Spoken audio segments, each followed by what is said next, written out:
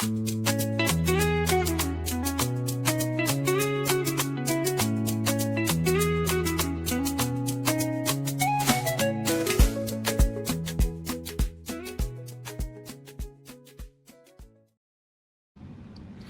evening and welcome to Different Perspectives. I'm Paul Ndiho coming to you live.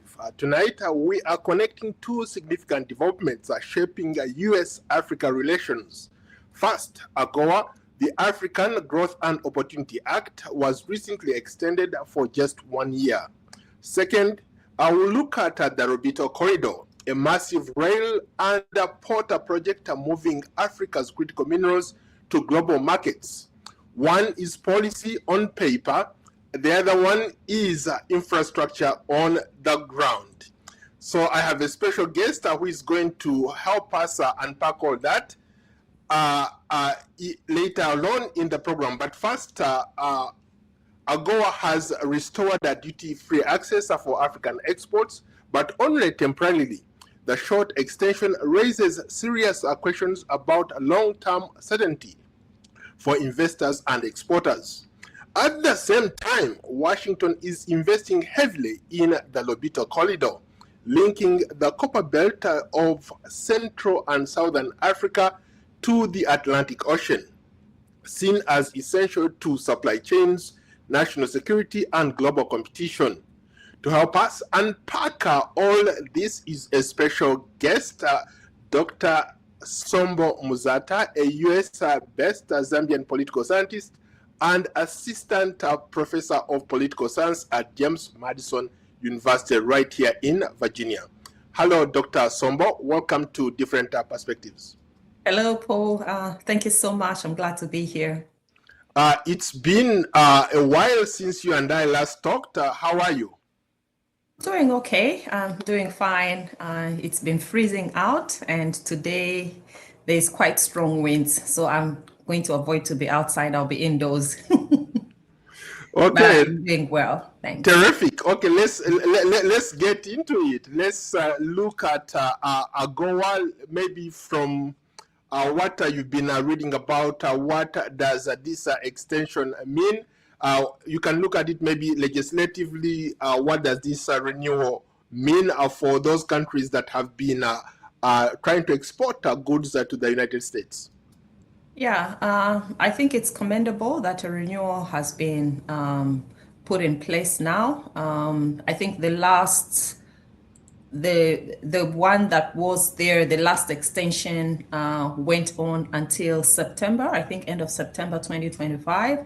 So we're talking about October, November, and December, and January, about 4 months of elapse. And then we have this renewal that has come into effect, signed just a few days ago by President Donald J. Trump. So it's a great initiative. We know Agoa is a great initiative. It's been for a very long time, and it has resulted into most countries on the African continent to be able to manufacture, build the manufacturing sector, build industry, provide jobs to the local people, alleviate poverty, but then also grow economies in a number of countries. So it is great that the renewal has been effected, and it is just for a year. Like you said, it's a year plus now, because even the months under which it should have, had implemented, had the initial bill that had been proposed authorized at that time, those months have been included now. So we're talking about October, November exports and December exports, as well as January being included. So it's good that we've gotten to a point where this has finally been authorized. It is for a year, and you said in your remarks that this is sort of concerning. I wouldn't really look at it a lot as a concern. I would look at it more or as an opportunity to look at what needs to be changed. Remember that since January 20th, 2025, the United States started on new initiatives, okay? There's a new trade policy, and there's the America First trade policy in place. So is 3 months enough time or 4 months enough time to sort of have adjusted, looking at the goals of Agoa and looking at the American First policy? Was that enough time to make that integration? I think that's a question that we need to have at the back of our minds as we have this conversation. So, but overall, it is great that the renewal has been done. It is for a year, and I hope that within this year, a lot more can be done in terms of wearing your political scientist hat, yes. how are people maybe from where you come from in Zambia, across Africa, and right here in the nation's capital in Washington, D.C., how are they interpreting this extension? So the extension was only a few days ago. I haven't really had a lot of conversations with people to sort of get a feel to understand what they feel about this. But I can assure you that generally it is a positive thing that has happened. And a lot of people are obviously looking forward to more stability in terms of policy, looking forward to a conversation that's going to extend the Agoa implementation beyond December 31st, 2026. Earlier I was talking to somebody who said that Agoa was renewed over the years in long blocks. For example, like 10 years. It's been going on like that for a while. This time around, the extension is just for 1 year, like you correctly said. Is it more of a strategic tool to increase leverage going forward, or it's something that has to be revisited and maybe the legislators have to come up with a new way to look at Agoa? Yeah, I think, and this is my personal opinion, I think it's a lot more to do with realignment and realigning the US's trade priorities to the goals of Agoa. When things are renewed long term, and when we think about things being done the way they've been done in the past, I think there's been probably 5 to 10 years sort of periods of renewal in the past. We sort of, get used to that pattern. But then there's a reality that we need to face, okay? Has Agoa had problems? Is Agoa working at the best level it's supposed to work? Who is really benefiting from Agoa, okay? Those are the questions that we need to ask. And if we're thinking about Agoa creating close to $500 billion in trade, and most of that being from oil, deals, we're just talking about probably 2 countries in Africa being the main beneficiaries, if we have to be honest. That's Angola and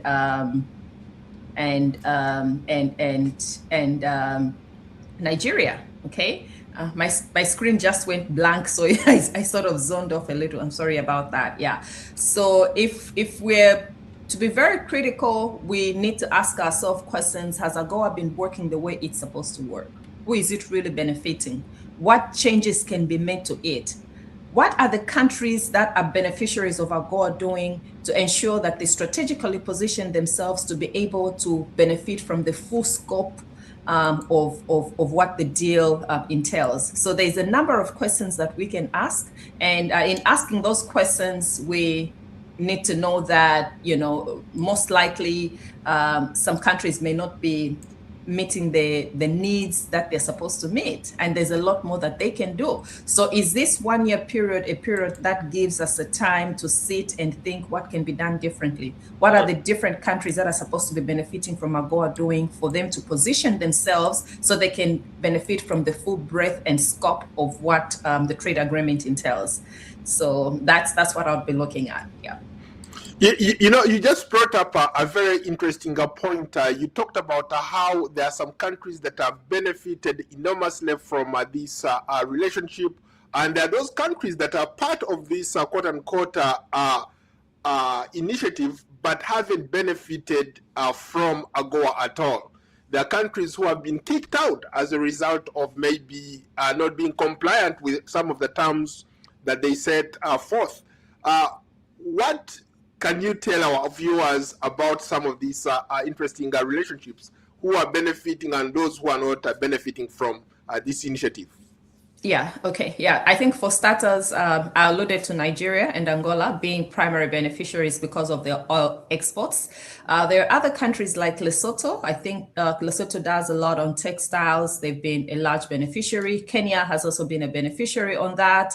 And I also know, putting a little plug here for Zambia, where I'm from, one of the entrepreneurs that I know, well-respected entrepreneurs that I know, Mrs. Banda, Dr. Banda, she's been a champion of Agoa for so many years, and she's used that platform to export food items to the United States of America. So there is a number of countries and a number of initiatives, sectors of the economy. It's agri items, it's textiles, and it's oil.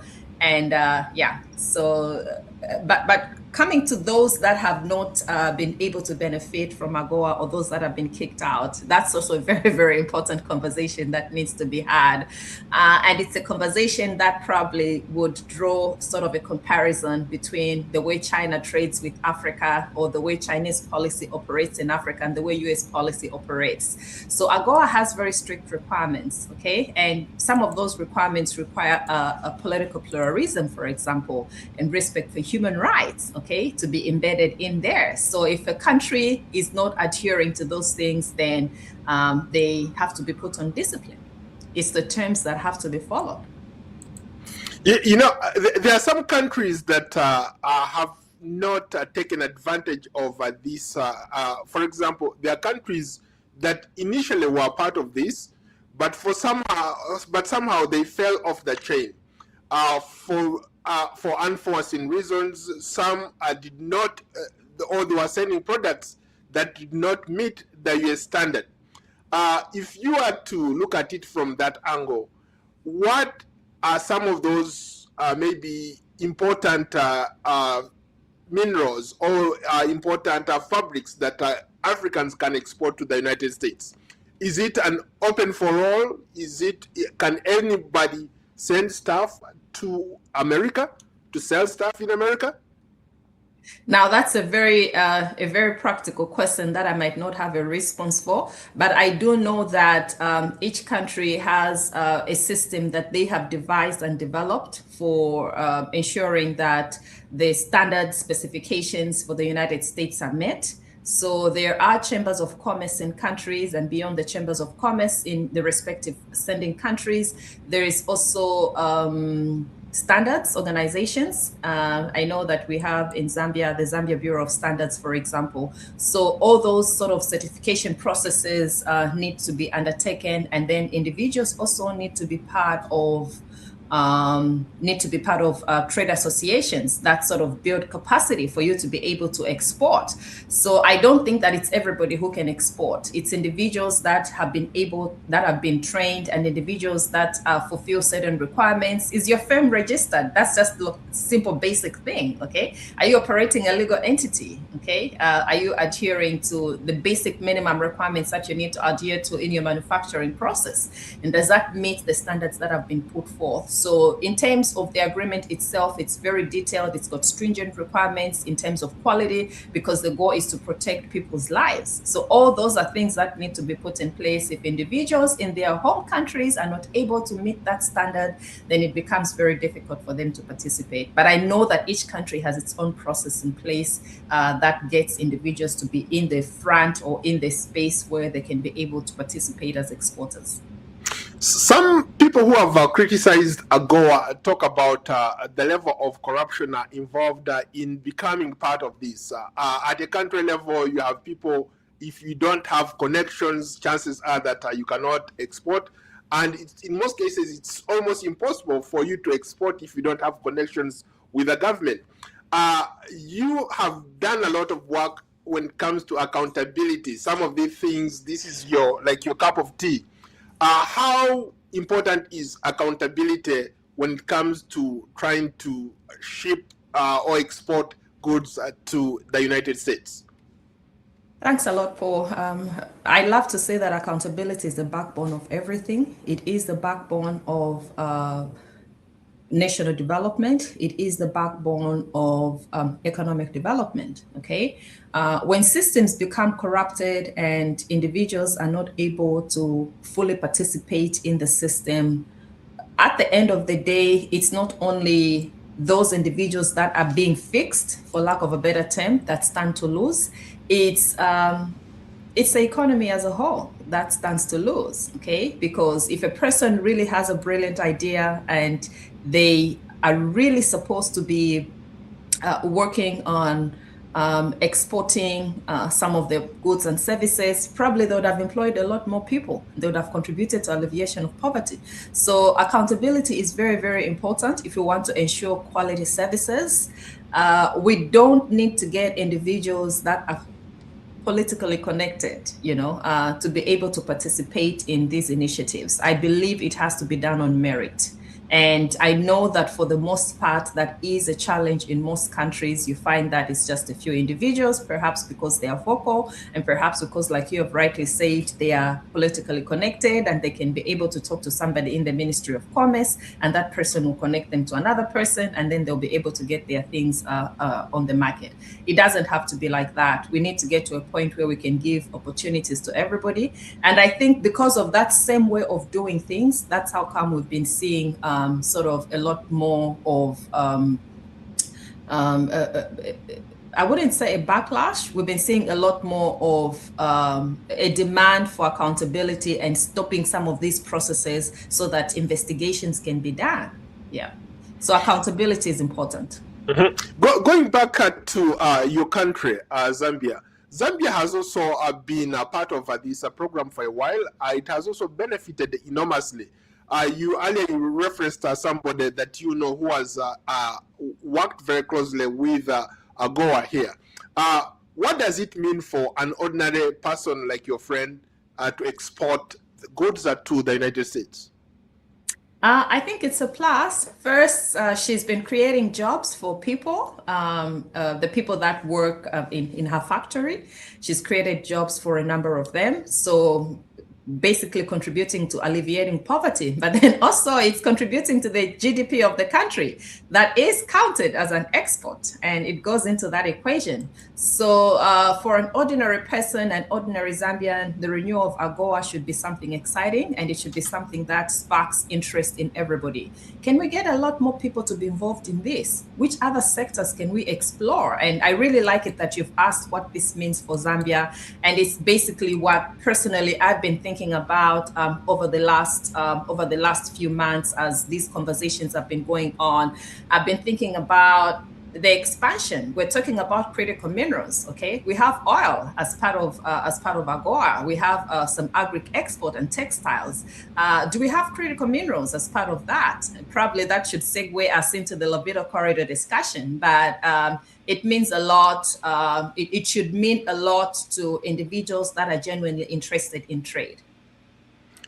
Interesting. How about for the larger picture, the African continent? What should an ordinary person in Kaduna, Nigeria, or in Kampala, Uganda, do to be part of this big initiative by the United States? That's a tough question. That's a tough question, Paul, because I'm not privy to the realities in Kaduna, but I know that, Nigeria exports oil. So people in Nigeria should be excited that this has been revamped. It's been revitalized. The same with Uganda. I know that Uganda grows a lot of coffee. By the way, I was in Uganda last year and I got to visit the Equator. Very phenomenal experience. I keep talking about that. And I saw lots of fruits and vegetables. I saw a lot of potential in Uganda. So whatever initiative that brings about a possibility to be able to trade should excite individuals. For a simple reason, when you trade, you're able to create jobs. I worked in the aid sector for a long time. I support aid and I support initiatives that seem and that are aimed at getting people out of tough life situations that they're in. But one thing that I have known over the years is that aid is not the sole solution. Trade is a solution. Entrepreneurship builds economies, it changes people's lives. So to the person walking on the street in Kaduna, or to the farmer in Kampala, or in Masindi, I've been to Masindi, to the person in Masindi in Uganda, initiatives such as Agoa might seem like, oh, this is big, it's happening very far, it's in the States, it connects with people's daily lives. They should take keen interest in this and consult their Chamber of Commerce and see how they can participate in this, see how they can be able to make arts, crafts, and see how they can be able to take advantage of the quotas that are allocated to their countries so that they can change their daily lives. I wanted to ask you about South Africa. South Africa doesn't seem to be part of the equation, and yet South Africa has been a significant player when it comes to exporting goods here in the United States. Currently, there's a little bit of tension between the US and South Africa. From where you stand, since they're your immediate neighbors, from where you stand, what would you say South Africa needs to do to regain its place on Agoa? That's a very tough question, Paul. I think it's probably tougher than all the other questions that I've addressed in this conversation. I just dropped my notes. Can I pick them? Sure. Yeah, sure. It's okay. Just give me a second. Yeah. You are watching Different Perspectives with me, Paul Ndiho. Tonight's discussion is Agoa and the Lobito Corridor. Trade policy, where trade policy meets infrastructure power. And my guest today is Dr. Sombo Mta of James Madison University. We are streaming live on YouTube, X, Facebook, Instagram, and on TikTok. Follow the conversation on Substack and Spotify. Just search for me, Paul Ndiho, or Different Perspectives. I think my good doctor is back. Let's shift our conversation to the Lobito Corridor. Sambo, there are viewers out there. Just before we go to the Lobito Corridor, in case you're just joining us, we're going to talk about the Lobito Corridor. This Lobito Corridor has played such a central role or in what the US is using its strategic interests in Africa.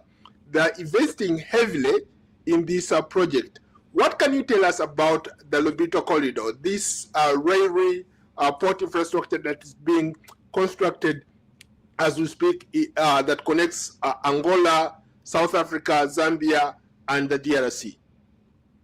Okay, my apologies. My notes dropped and then my laptop flipped and I needed to put on battery charge because my battery was running really low. So I'm sorry for that, and I didn't even hear the other part of the question that you were asking. I can rephrase. I can rephrase Please the do. question. Yeah. So I was saying that when it comes to the Lobito Corridor, why has Yes. it become such a central pillar of the current US strategy in Africa? Yeah, I think the Lobito Corridor is a very strategic segue for the United States to get into trade on the part of minerals with the continent of Africa. It's very strategic for many reasons. It's going to connect three countries. It's going to connect Angola. It's going to connect the Democratic Republic of Congo, and it's also going to connect Zambia, okay? And Congo DR and Zambia, Copper Belt, Northwestern Province, that's primarily where some of the critical minerals sort of are mined, and we've got large deposits in that area. So the corridor aims to build infrastructure. It's a rail, and you know, when you put a rail line, it's not just the rail line that is there. You build industries around that, and you build new communities, and you enhance existing communities. Okay, so It's become a very, very important piece for many reasons. It's going to bring the US up to be able to say compete effectively in the critical minerals space, because based on the reality that we know, when we talk about minerals, we're talking about there's a part of owning the mines, there's a part of extracting the minerals, and there's a part of which is actual industries that are either converting those minerals into, finished goods or products, or refining them to a certain level. So there's so many different components. And when we think of that value chain, so far, the one country that seems to be dominating, especially on the continent of Africa, it is China. I'll give an example. In the Congo DR, I think China has ownership or has a stake in about 15 or more of the mines that mine critical minerals. That's just an example, okay? And we don't see that on the part of the United States. And largely it's because of the different kinds of policies that different administrations in the States have advanced over so many years. I was in Zambia and I saw China coming in. I saw China coming into the Congo DR, and in the early 2000s, in the late 1990s, that's when these sort of initiatives and investments from the Chinese government started happening. And we've seen that over the years, China has been having a different kind of trade relationship and partnership with African countries than the United States has had. Okay. And people debate these things and they can say all sorts of things about this. They can talk about human rights. They can talk about who is a good partner, who should we be working with. And that's a conversation that would last more than a day. But I think that speaking to the Lobito Corridor, which is what we are talking about in this conversation, it stands as a very important project for the United States, but then also for the countries where this investment is going to take place. We're talking about funding or money in excess of $5 billion. It's the United States of America and the European Union contributing towards that support. This means a lot. When I sit from this end and I look at the kind of money that is being talked about and the kind of infrastructure that is likely to be built and the kind of change that is likely to take place, I keep asking myself, does a councillor, for example, in a local constituency at home in Northwestern Province in Zambia, where I come from, does the local councillor know the implication of this? If this rail line is going to pass in this village, what does that mean? Okay, so yeah, there's a lot that we can talk about this, but the importance of the infrastructure, the importance of this project to the United States cannot be overemphasized. It's really, really important. You know, you bring up a very interesting point. The last time I was in Zambia, I had an opportunity to visit one of those provinces, a Kitwe province that is closer to DRC and where most of the mines are. I visited some of those mines, and I was incredibly impressed by what the Zambian government has done, what those mining companies have done. Earlier you talked about the infrastructure that is built along when that railway line is being constructed, the spin-off businesses that come from that. I wanted to look at it maybe from the perspective of what does that kind of infrastructure, why does it matter so much in today's global competition, especially when it comes to moving those critical minerals? And for example, yeah, they talk about critical minerals for national security. What does this mean for Zambia's national security? Mm-hmm. Yeah, that's a question that I've had for a long time as well. But I'm going to tell you that the government of the Republic of Zambia, I think they passed a law that critical mineral strategy. I think they passed an act or something. I know that they've been working a lot in changing the policies to ensure that the policies are responsive to some of these developments that are happening. And so there's a lot of meanings that can be derived around this. They would need to think about meanings in terms of, yes, the policy. What does the Mines and Minerals Act say? Okay, is it constructed in a manner that still will lead to benefit to the country as a whole? Do the policies bring benefit to the immediate communities, which are host communities for some of these infrastructure projects that are taking place? What are the implications of all these investments, for example, on education, higher education? Okay, what does the higher education system look like? Is the education system responsive to all these developments that are taking place? When we talk about critical minerals, we're talking about transition into a clean, green energy economy, okay? Is this something that our countries are just talking about, or they're putting in place specific strategies and they're initiating actual projects that are going to ensure that we don't remain with big, huge environmental disasters that great-great-grandchildren will have to sort out? So it's a lot of things that we can think about. It's a lot of pieces that we need to think about. And I'm not sure if we've been, modeling our thinking to the extent of in 20 years, in 15 years, in 50 years, what are the implications on all these things? What should we be working on now for us to be able to counter if that such kind of effects came into? Honestly, I don't know. I've had a look at the policy, the mine policy. I can't see a lot of communication between some of those policies with what is happening in universities. I'm just giving an example. When you talk about research and development, if we're talking about critical minerals and these minerals are coming from these countries, we should ideally be having some of the leading scientists working on research based in those countries, because that's where this is happening. But that is not there. So am I sounding frustrated? Okay, let me calm down. I'm sorry. So now, okay, to that point, maybe let me follow up with when I've read about, like, for example, the Chinese infrastructure built in Zambia and elsewhere in Africa. People always talk about how Chinese bring their own people, they do everything, and in most cases, there is no knowledge transfer.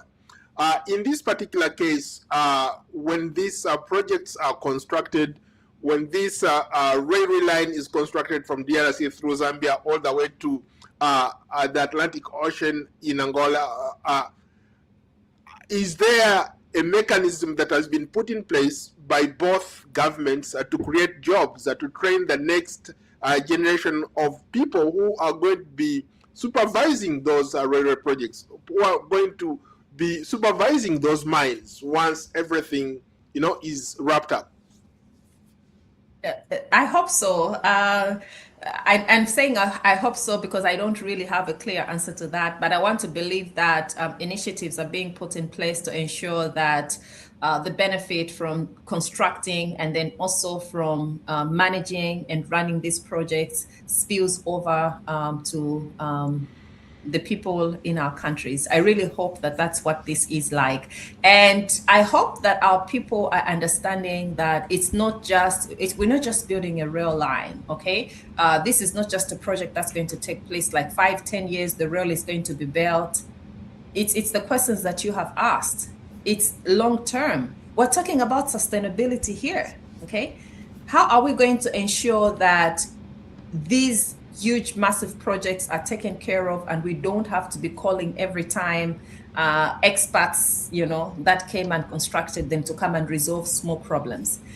Earlier, I talked about linking all these things to the education system. Are we linking our education systems and making them so that they can be responsive and not reactive when we need certain kinds of services? So we need to think in terms of systems. We don't need to think in terms of silos. It's not just a mine. It's more than a mine. What systems are connected to this mine, and what are we working on the other systems to ensure that when this one system starts working, the other systems are looping in and things are functioning the way they're supposed to function, and there's sustainability in the long term. And beyond sustainability, we talked about accountability. If people are sitting and thinking about the deals that they're going to get and the short-term benefits that they're going to have and how they're going to enrich themselves, I'm sorry, I have to use that word, cut deals, okay, exclude certain individuals, then we're not making any progress. we're actually better off just, chill, getting this not to be done. Okay. So when we think about doing these massive projects, we need to think about what connections are there across the economy. Which sectors should we be looking at? Have we set up a school specifically, or is a school of mines specifically focusing on critical minerals? Okay. Production, and are they training engineers? Beyond the school of mines is the legal system, the schools that are dealing with legal education. Are they training individuals to think about, anticipate problems that might arise as a result of all these things that are happening? Those are questions that we need to be asking ourselves. And have we been thinking to that extent to integrate all of these things as we plan? I don't have an answer to that. Maybe it's just because I haven't checked or haven't seen it online. I can assure I haven't seen it online. It's not there.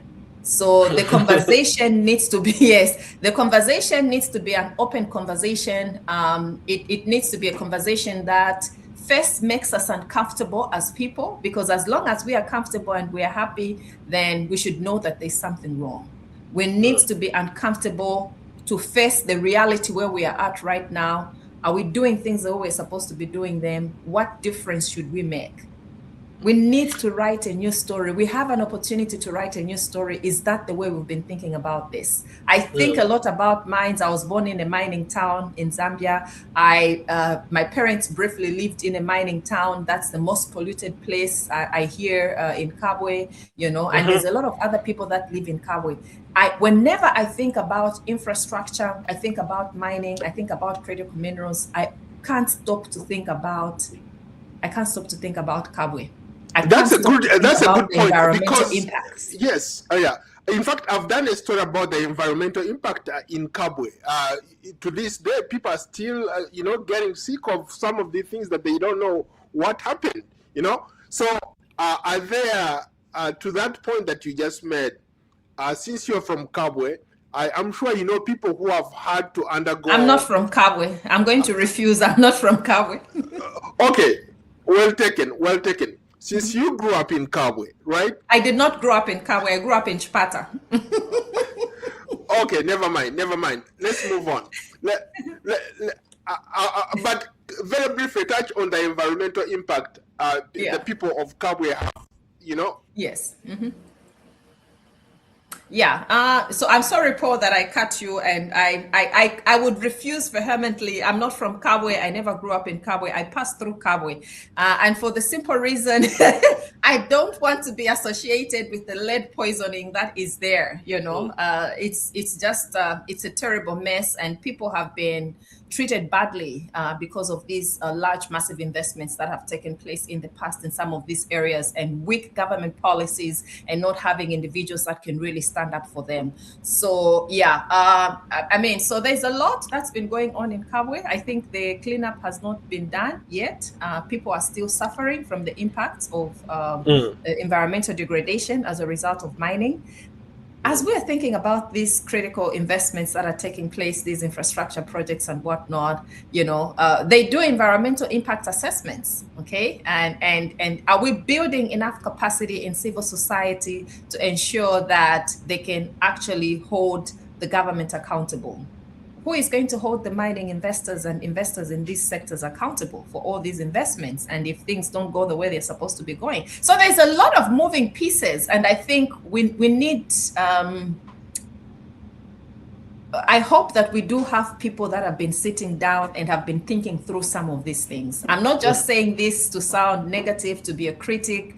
I believe that I'm an optimist for the most part. I really believe that things are going to work out well, and I want to believe that somebody is thinking about something. But if somebody is thinking about something, are they transparent enough to let us know? Because we're talking about people's lives. We've seen people's lives taken for granted, okay? We've seen rivers polluted, and people have access to some of that, and then being told that this water is clean. Right. When we saw at the start of last year, the American embassy in Lusaka issuing a notice that American citizens should not, drink water from certain sources, and they shouldn't be anywhere close to some of those cities. And people are going to say that this is politics. It's not politics, okay? For them to be able to issue that statement, did you yourself as an individual do a measurement of the water to see that the water was safe? If you did not do that, don't run to say that it is politics and downplay important things. And that's you know, things like this make me become a little bit emotional, because I'm like, we're missing a point here. We need to be able to stop and say, can we actually verify what is going on? Do we even have enough people that have been trained to check the quality of water? Right. Can we find the chemicals or the reagents that are needed very quickly for us to check that this water is safe for human consumption? It's those small, simple things that might seem insignificant, but they're actually really important things that we also need to think about. So I hope I haven't gone all over the place, but no, that's perfectly fine. Let's move along. I want again you to put on your political stance. We are beginning to see a shift from aid-driven engagement to investments like the ones that we are talking about, that Robito corridor, the Agoa extension. What does this tell us about how the United States wants to define power in Africa? Yeah, I think it's a huge shift, a shift from dependency to independence. Countries in Africa have potential. We all know that. Okay. You just go across in the streets of Kampala, you'll be able to see kids that have the potential to do a lot more. Okay. Should it just end at potential? It shouldn't end at potential. It has to be realized. And how do you realize that? If we take away the thinking of dependency, then we probably will be able to get to the point where we become independent. On aid, shifting the conversation from aid to trade, I think is something that I got caught on a little earlier, because I worked in the aid sector for a very long time, and I know that aid is not perfect. Some people want us to believe that aid is perfect. Aid is not perfect. Just like trade is not perfect. Nothing is perfect, okay? So how do we do with what we have? And given an option, given a choice, I would support entrepreneurship. I would support trade, because trade leads to independence. Which country has been weaned off its economic problems because of aid? If somebody can give us an example of that, then we can say that maybe that's where we should continue. We should hold on to this aid, rope that we have had. But if countries can be weaned off by trading, by supporting businesses, by building industries, that brings about human dignity. And it might seem very uncomfortable right now, but maybe that's the direction where we really have to be, keeping in mind that aid is also important. The Bible says that the poor will always be among us. We have to find a way to take care of them. So we need to ensure that those social services are provided. But our main point should be advocacy towards trade, should be building industries, should be holding governments accountable. Can we hold the governments to be accountable? Because sometimes investment is put for bringing some of these things into realization, but a few individuals pocket it. Or they select a few individuals, like we said earlier when we were talking about Agoa, to be the ones as the fronts. How can we ensure that economic development gets to the people that need it? It's spread across, and it's not selective based on your tribe. Okay? It's not selective based on which high school you went to, but you get access to it because you are able, you are capable. I think those are the questions that we need to be thinking about. But yes, back to the United States strategy of trade, I think that's the right way to go, and it's highly commendable. I've been working around pieces in the past on aid, and I know that in other forums, I talked to some colleagues that doing away with aid is probably one of the best things that we need to be focusing on, so we can build trade and build long-term pathways for economic development and mobility for our people. And people look at you and they're like, what are you talking about? Right. Very, very briefly, how does, for example, the Lobito corridor make Agoa more meaningful, or does it expose its limits, especially when it comes to value addition and the exports, the quality of exports that we get from some of these African countries? Yeah, it's both exposing the limitations that are there, and then also it's enhancing the conversation around what can be done around integration. Okay, what can be done around integration with AGOA? What sectors of the economy can be included in the AGOA eligible sectors, I think we have agriculture right now, there's textiles industry, and there's crafts, right? And and there's oil.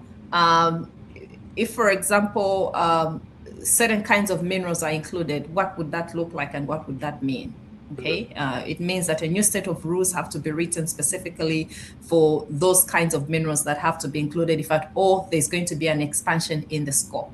So, but then there's also the other question that we need to be thinking about, Paul, when we think about AGOA, we think about the Lobito corridor. We also need to be thinking about the African Continental Free Trade Area. How are we integrating this?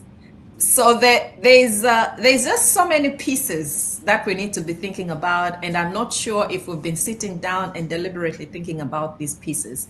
I'm passionate about education, passionate about higher education.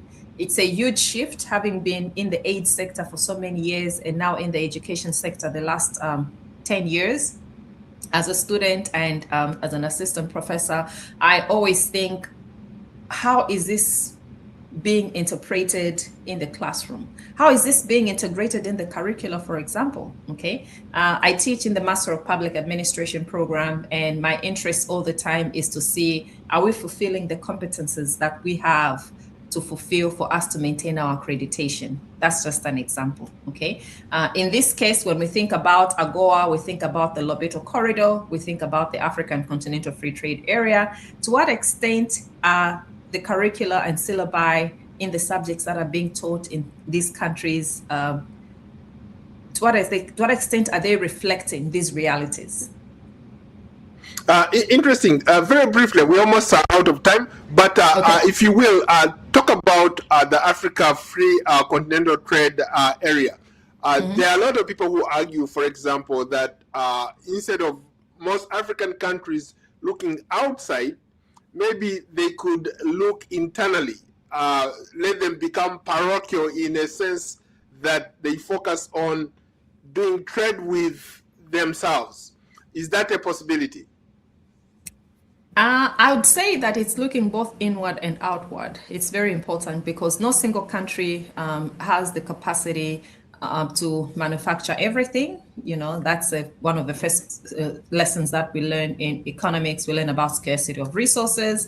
No single country is able to produce. Certain countries have the capacity to produce, have a comparative advantage to produce certain kinds of goods and services in a better way than others. So being able to exchange with other countries becomes very important because each one is working based off its strengths. Okay. If we think about just looking at the continent of Africa, the call for us to trade amongst African countries becomes a huge argument because I think right now, some of the data that has been there has shown that intra-continental trade is, for example, less than 5%. Okay. I haven't checked in the recent past. The last time I checked, it was less than 5%. If the continent of Africa is trading amongst itself less than 5%, how do we expect them to grow their own economies? So yes, can we have strategies that focus on internal trade cohesion, ensuring that the countries within the continent are able to trade amongst themselves substantially, okay? Mapping out, assessing specifically which country is good at what.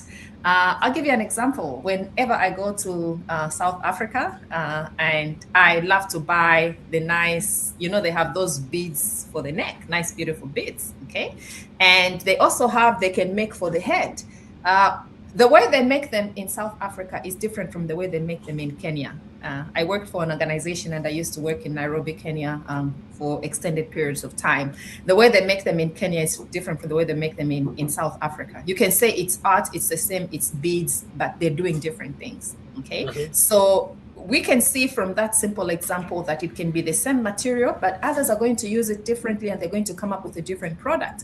Can we start thinking like that for many sectors of the economy and then saying as countries, okay, this will be importing from this country because they produced it better. This will be doing from this place because they do it better. Can we trade amongst ourselves first? Yes, we can.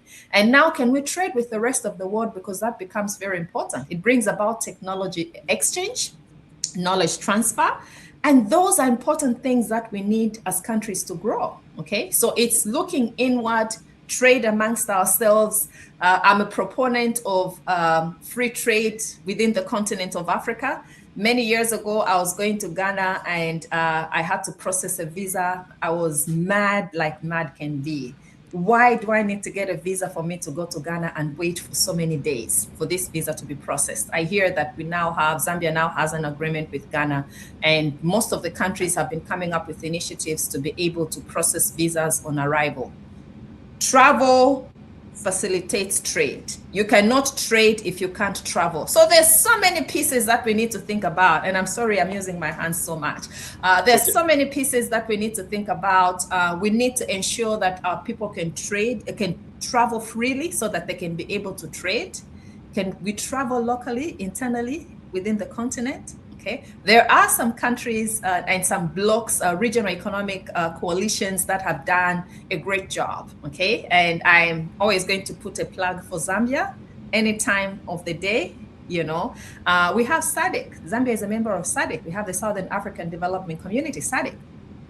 With SADC, I can go to Zimbabwe. Okay, I don't need a passport for me to go to Zimbabwe.